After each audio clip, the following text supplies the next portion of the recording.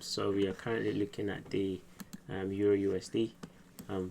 The dollar index did go into a pullback, and I'm anticipating a potential move back down again, right?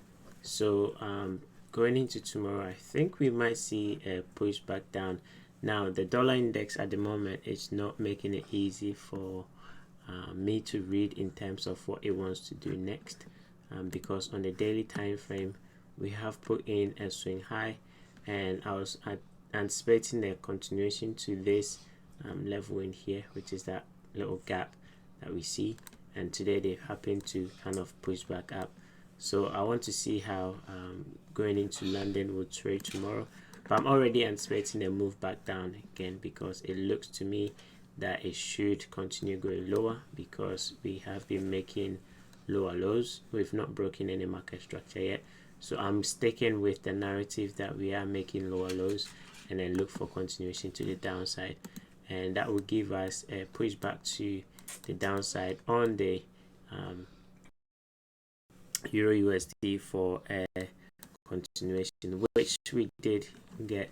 But time of the day is not good. I would have said buy this trade now, but I don't like the time of the day, so we will look at a buy or a scalp going into the London session tomorrow morning. All right, so we'll be looking for a buy London session tomorrow. British pound, I also like this engineered equal low and the other block that is sitting down here. On the H4 we have another block there as well, so we'll be looking for potential buy going into the New York session, the London session tomorrow, and basically we'll be looking for a move back up. There will be some other block inside the lower time frame in here, just all the way up there. That's where we go, and then we will leave something on for a continuation to the upside, maybe to attack this high as well. All right, so that will be the euro, so the British pound.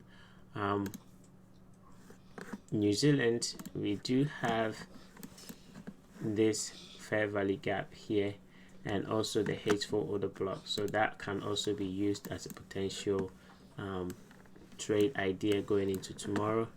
Down here overnight, maybe price might move down and then find some form of a resistance down here, or support rather. We'll find some support down here, and then we might move into this last up candle. So New Zealand dollar, look for a continuation to the upside for tomorrow morning during the London session. I think overnight price might retrace downside, and then you can look for a buy to continue going up. Euro New Zealand, we're gonna stick with the buy. The time that price came here was really good, but it didn't break market structure on the lower time frame for us to enjoy a continuation to the first TP. As you can see on the 15 minutes, we kept making lower lows and never broke market structure. So I think overnight, if it's able to break market structure, then that will be good for just see what it will do, because I think it should start breaking market structure for us to get pushed to our first TP.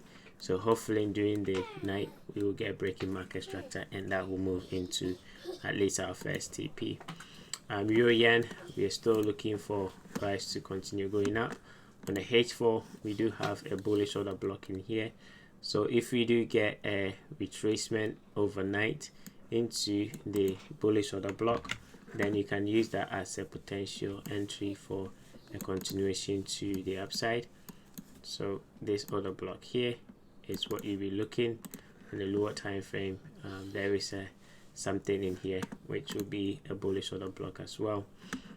Let me find it for you. Okay, right there, this down candle, and on the lower time frame again, I'll break it down even further so you can see what I'm looking for.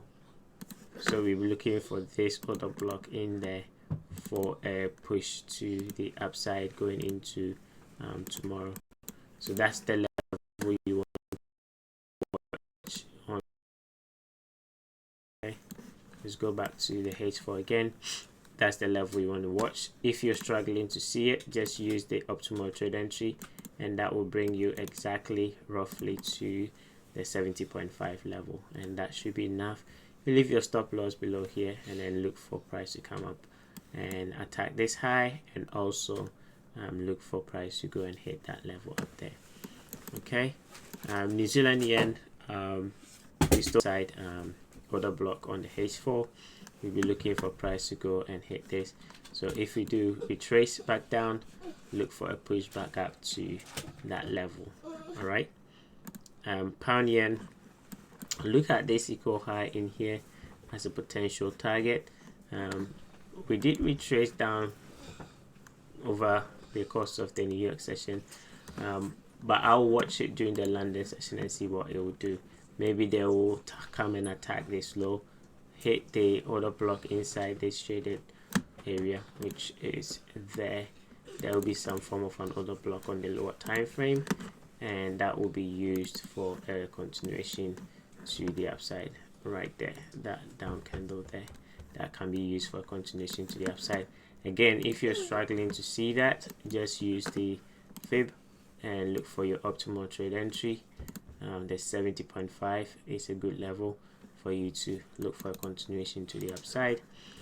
Pound New Zealand, this one we will be looking at it at around 12 in the afternoon. I'll personally look at it and then I'll give you feedback, because we have rate announcement on the British pound at 12 p.m. Okay, so we will get volatility on the pound pair, and I'll see if they can break market structure prior to the news event. Then we will buy, and hopefully that will send us back up again. If that news event comes and we've not broken any market structure yet, then we will leave it. If you want to go in for or if you want to take the risk ahead of the news event, then just make sure you're leaving your stop loss below this low and look for that equal high. I'll also counsel you to take something off here, because price never got back to rebalance this before it dropped, so price will hesitate to go up at that level. So you want to take something off there. If you get in prior to the news event, then you take something off here before the news comes out, because if it gets here, it might come back down before going to attack the high. And then finally, pound Aussie, this is the level I'm anticipating them to retrace to. So maybe overnight they might drive it down. I actually like this.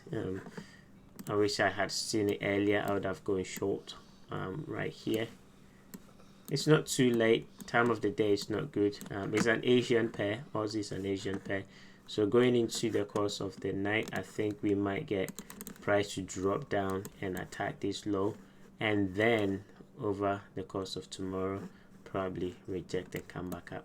So I like this as a sell. I'll take my first TP below this low, basically. Right, I'll take my first TP below this low, and then I'll leave the rest to continue going down to attack that low. And then once we hit this level, I'll start anticipating a reversal to come back up and attack this equal high.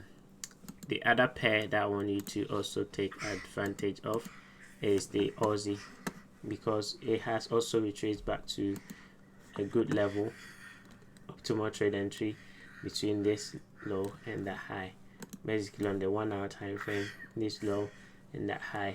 And you can look for a buy going into the rest of the evening. You can see from a swing low, retrace to the down candle, and it's going back up. I like this fair value gap up here. That's on the H4. This fair value gap up there. I think that's where price is going to drive into over the course of the evening. So if you do like to trade Asia, then help yourself with this pair going into that imbalance. All right, that's a 1-to-1 trade, which is not bad for Asia. Right, so that will be all that I have for now. Sorry that it's coming late. I'll do my best to send it out as early as I can tomorrow. Until then, take care, have a good evening.